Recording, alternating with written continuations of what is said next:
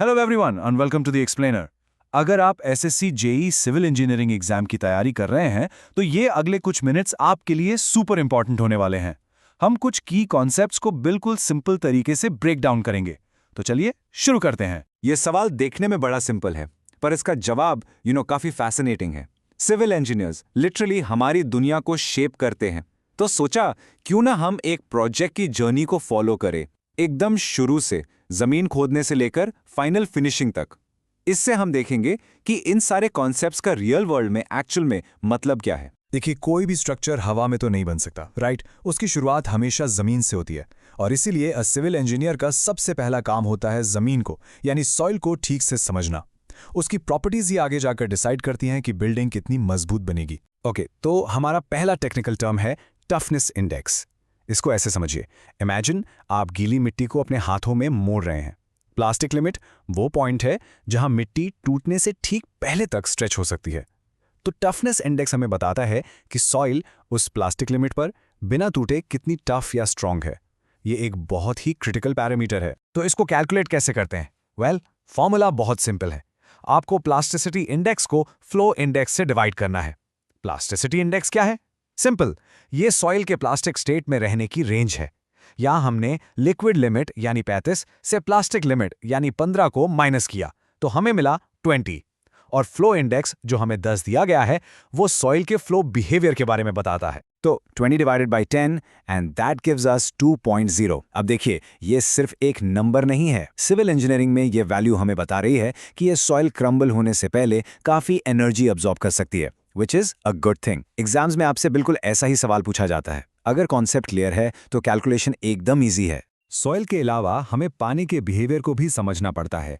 ये है एक हाइड्रोग्राफ। अब इससे घबराना नहीं है, आपको बस इस ग्राफ के राइट साइड वाले हिस्से पर फोकस करना है। ये जो नीचे जाता हुआ कर्व है, इसे रिसेशन लिम्ब कहते हैं। बेसिकली ये दिखाता है कि बारिश रुकने के बाद रिवर का पानी धीरे धीरे कैसे कम होता है। और पता है इंटरेस्टिंग बात क्या है? इसकी शेप सिर्फ और सिर्फ जमीन की कैरेक्टरिस्टिक्स पर डिपेंड करती है, जैसे वहां की मिट्टी कैसी है या स्लोप कितना है। इससे फर्क नहीं पड़ता कि बारिश कितनी तेज हुई थी। ऑलराइट, तो जमीन और पानी को हम समझ गए। अब बारी आती है उस स्ट्रक्चर को डिजाइन करने की जो इस फाउंडेशन के ऊपर खड़ा होगा। Let's see how that's done. यहां देखिए, हम एक रूफ के सपोर्ट सिस्टम को देख रहे हैं। इसमें आपको कॉलम्स दिख रहे हैं और ऊपर एक ट्रायंगुलर फ्रेम जिसे हम ट्रस कहते हैं। जब आप इन सब को मिलाकर एक सिंगल स्ट्रक्चरल यूनिट की तरह देखते हैं तो उसे बेंट कहा जाता है। बेसिकली यही वो चीज है जो पूरी छत का लोड सेफली ग्राउंड तक ट्रांसफर करती है। अब जब भी हम कोई स्ट्रक्चर डिजाइन करते हैं तो हमें उस पर आने वाले लोड का अनुमान लगाना होता है। यहां पर कॉन्सेप्ट आता है कैरेक्टरिस्टिक लोड का। आसान शब्दों में ये वो मैक्सिमम लोड है जिसके लिए हम 95% श्योर हैं कि बिल्डिंग की पूरी लाइफ में इससे ज्यादा लोड उस पर नहीं आएगा। हम वो 5% का चांस छोड़ते हैं कुछ एक्सट्रीम अनफोर्सीन इवेंट्स के लिए। इससे हमारा डिजाइन सेफ भी रहता है और प्रैक्टिकल भी। Safety of course is everything, और इसके लिए हम यूज करते हैं फैक्टर ऑफ सेफ्टी। ये टेबल दिखा रहा है कि एक दीवार को पलटने से यानी ओवरटर्निंग से रोकने के लिए नॉर्मल लोड्स के अगेंस्ट सेफ्टी फैक्टर 2 से ज्यादा होना चाहिए, पर अर्थक्वेक के लिए 1.5 से। सोचा है ऐसा क्यों? क्योंकि अर्थक्वेक एक शॉर्ट टर्म एक्सट्रीम इवेंट है। अगर हम उसके लिए भी बहुत हाई सेफ्टी फैक्टर रखेंगे तो स्ट्रक्चर जरूरत से ज्यादा हैवी और महंगा हो जाएगा। तो यहां इंजीनियर सेफ्टी और इकोनॉमी के बीच एक स्मार्ट बैलेंस बनाते हैं। तो एक ग्रेट स्ट्रॉन्ग स्ट्रक्चर तो बन गया, लेकिन उसमें रहने वाले लोगों के लिए पानी का मैनेजमेंट भी तो उतना ही जरूरी है, राइट? सप्लाई से लेकर ड्रेनेज तक ये सब सिविल इंजीनियरिंग का एक बहुत क्रिटिकल हिस्सा है। पानी सप्लाई करने के 2 मेन सिस्टम्स होते हैं। जहां पानी की कमी है वहां इंटरमिटेंट सिस्टम यूज होता है। इसका मतलब है कि अलग अलग एरियाज में दिन के कुछ फिक्स घंटों के लिए पानी सप्लाई किया जाता है। और जहां पानी काफी है वहां कॉन्टिन्यूअस सिस्टम होता है, जिससे लोगों को 24/7 कांस्टेंट प्रेशर से सप्लाई मिलती है।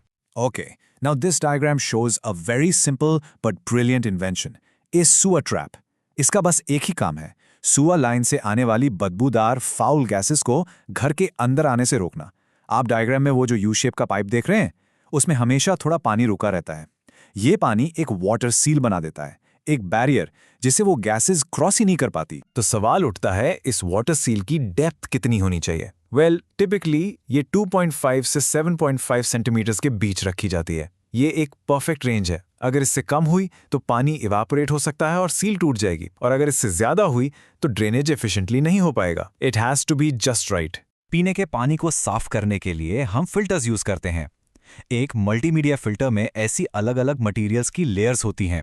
इसे याद रखने का सबसे आसान तरीका यह है, सबसे भारी और डेंस मटेरियल जैसे कि गार्नेट हमेशा सबसे नीचे जाता है और सबसे हल्का मटेरियल जैसे एंथ्रासाइट सबसे ऊपर रहता है और सैंड इनके बीच में आती है। सिंपल। ऑलराइट, फाउंडेशन हो गया, स्ट्रक्चर खड़ा हो गया, वाटर सिस्टम भी लग गया। अब हम अपने प्रोजेक्ट के फाइनल स्टेज पर हैं, the actual construction and finishing.